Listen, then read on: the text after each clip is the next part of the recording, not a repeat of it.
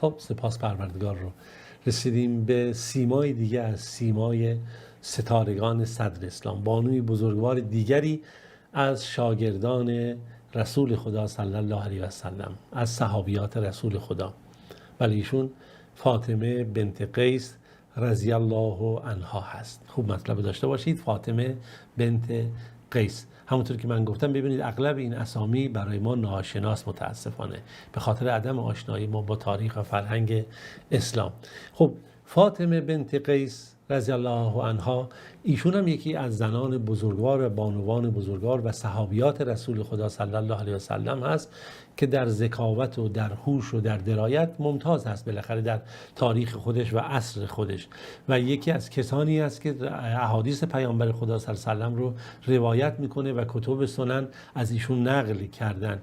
و تصور کنید روایت ایشون رو اصحاب سنن قبول کردن و صحابه و فقها رأی ایشون رو به عنوان یک صحابی بزرگوار قبول کردن. همون گونه که یادتون باشه در داستان فریعه بنت مالک ما این رو مثلا داشتیم که ایشون هم جزو کسانی بود که اصحاب سنن بهش اعتماد کردن، به ویژه در یک مسئله فقهی که مطرح شده بود در بحث اون صبر کردن برای کسی که شوهرش میمیره که چند ماه بعد صبر بکنه تا بعد بتونه ازدواج بکنه که رخ داده. در اون داستان برگردید، فریعه به داستان میرسید.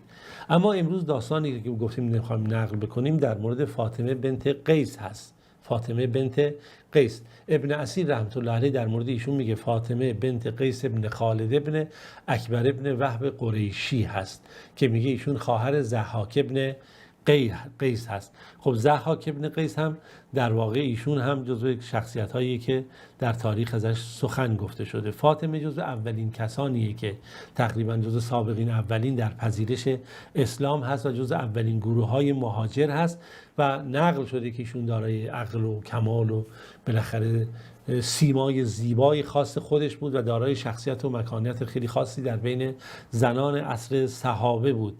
زبیر ابن بکار نقل میکنه کانت امرأتن نجودن، یعنی زن عاقل و با درایت و با فهمی بود. ایشون خب 2 تا خواهر داره که 2 تا خواهرش هم مسلمان هستن مثل خود ایشون، اسلام رو میپذیرن. یکی حزمه یا حزمه و یکی دیگه خیره که اینها هر دو دختران قیس هستند. اما ببینیم داستان فاطمه بنت قیس و نصیحت پیامبر صلی الله علیه و سلم چگونه هست برای ایشون، موردی که ما اشاره کردیم.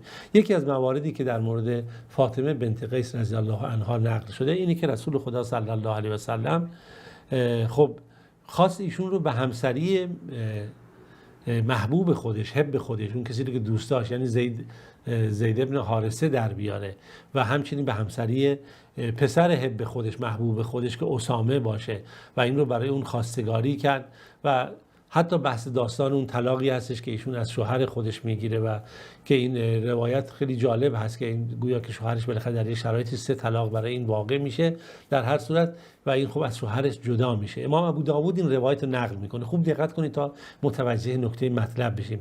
ابو داوود رحمت الله علیه با اسنادی که داره از ابو سلمه ابن عبدالرحمن نقل میکنه که اون از فاطمه بنت قیس که این بانوی بزرگواری که ما امروز داریم در موردشون صحبت میکنیم میگه ابا عمرو ابن حفص که شوهرش باشه میگه طلقها البته، کاملا طلاقش داد، تموم شد دیگه.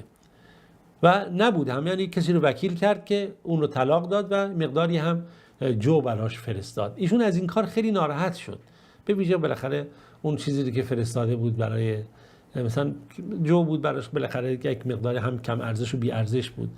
بعد ایشون گفتش که قسم به خدا من اصلا به این چیزی نمیخوام، اصلا ارادت و علاقه به این مسئله ندارم. یعنی خیلی ابراز ناراحتی کرد این چیه که مثلا ارسال شده.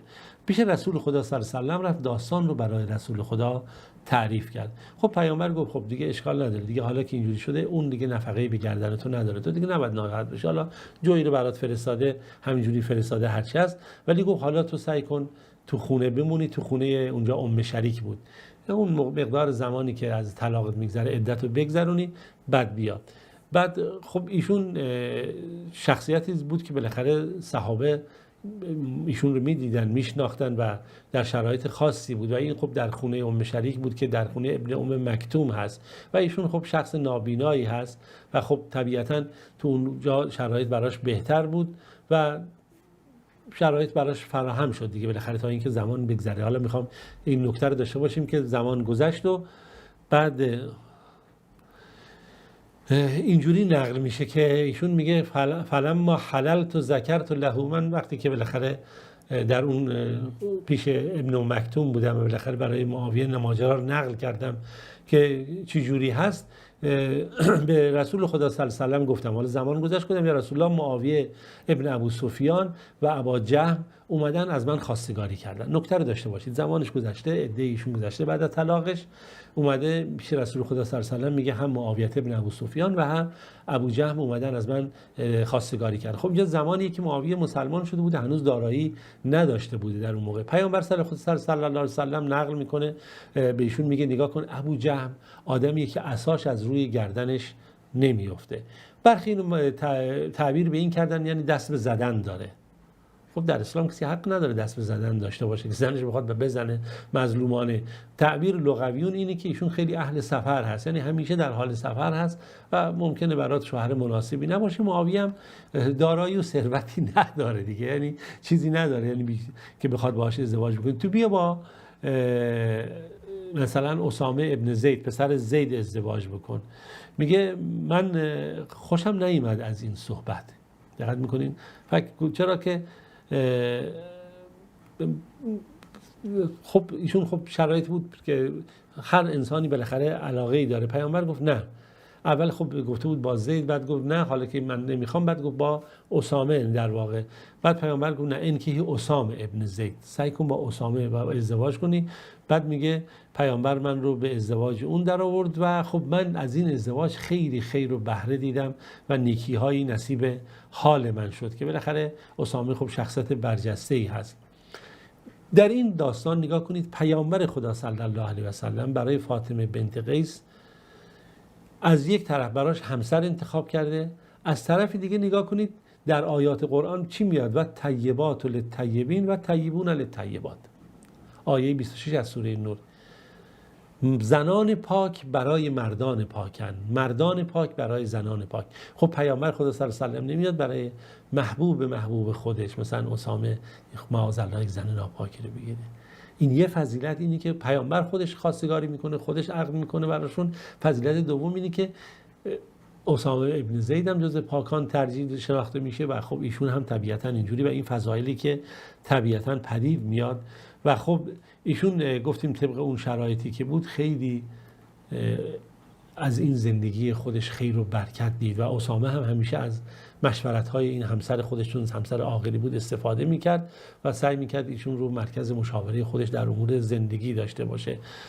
و خب حقیقتیه که اینجا وجود داشت در این زندگی پر از خیر و برکت که خداوند به اینها فرزندی هم داد، فرزندانی داد به نام زید و جبیر و عایشه که اینها باز اسمشون میگفتن بنو الحب رسول خدا صلی الله علیه و بنو الحب، یعنی خب اینا ارتباط هایی بود که بین پیامبر خدا صلی الله علیه و محبتی بود که نسبت به اینها داشت و این بزرگواری هایی بود که در این هست. اما ببینیم رابطه فاطمه بنت قیس با خانواده پیامبر چگونه هست. خب ایشون با بیت پیامبر و خانواده پیامبر رفت آمد داشت و از اون منبع صافی وحی بهره مند میشد، آیات الهی رو میشنید و خب تا اینکه رسول خدا صلی الله علیه و سلم بیمار شد. رسول خدا صلی الله علیه و سلم بیمار شده بود، در اون هنگام بیماری یا قبل از بیماری اینا دیگه ایشون اومده بود اسامه رو به عنوان فرمانده سپاه مسلمانانی که به سمت شام میره قرار داده بود. خب حالا که پیامبر خدا صلی الله علیه و سلم بیمار شده بود، گفت که سپاه اسامه رو چیکار کنید؟ شما بفرستید برای جنگ. وقتی که سپاه به منطقه‌ای به نام جرف رسید در بیرون مدینه، اینجا فاطمه بنت قیس سریع رفت پیش اسامه، بهش براش کسی رو نماینده‌ای فرستاد، گفت نگاه کن عجله نکن، رسول خدا صلی الله علیه و سلم بیمار هست، ممکنه خدای نکرده اتفاق بدی بیفته و شما اینجا حضور داشته باشید. تا اینکه رسول خدا صلی الله علیه و سلم از دنیا رفت و بالاخره هم از فاطمه بنت قیس راضی بود هم از اسامه و خب ایشون در دوران خلفای راشدین زندگی کرد. همه مردم هم فضل و کرامت و بزرگواری این بانوی بزرگوار رو میدونستن. از همه مهمتر نکته جالبی که زمانی که عمر رضی الله عنه توسط ابو لؤلؤ این شخصیت خائن و جنایتکاری که برای ترور رسول خدا صلی الله علیه و آله و عمر وارد میدان شده بود، مجروح شده بود و در بستر احتضار بود، دستور داد شورایی رو که تشکیل بشه برای اینکه بتونن بعد از ایشون یک برنامه‌ریزی بکنن که چه کسی انتخاب بشه. در خونه کی صورت گرفت؟ در خونه فاطمه بنت قیس. و خب مشهور هست که اون خطبه معروفی که در اونجا گفته شده در این مسئله و در اون تاریخ این رو مطرح کردن. در هر صورت اونجوری که تاریخ نقل میکنه از فاطمه بنت قیس، ایشون از اصحاب یا صحابیات پیامبر خدا هست، اهل علم و دانش هست، فقاهت داره و از کسانی که روایت رو نقل میکنه از پیامبر خدا صلی الله علیه و سلم. و همین کافی که ما وقتی که این موارد رو دیدیم تا به حال و خوندیم از زندگیشون، فکر میکنم برای ما کافی باشه. و خب مواردی رو نقل کردن از تابعین، اینها که از روایت های ایشون نقل کردن که حتی تا 34 حدیثشون از پیامبر خدا نقل کرده که برخیشون متفقون علیه هست بین امام بخاری و مسلم و برخی هم در کتب حدیث جمع آوری شده. فاطمه بنت قیس تا زمان خلفای راشدین همه زندگی کرد، تا زمان به عهد امیر معاویه رسید و در زمان امارت امیر معاویه ایشون از دنیا رفت. خب خداوند از همه این بزرگواران راضی باشه و راضی بود و خداوند این توفیق بده که تا ما هم بتونیم از حقیقت دین و پاکی دین و اون صداقت و لطافت دین بهره مند بشیم. تا روز دیگه، جلسه دیگه، شما عزیزان رو به خدای بزرگ میسپارم. خداوند یار و نگهدارتون.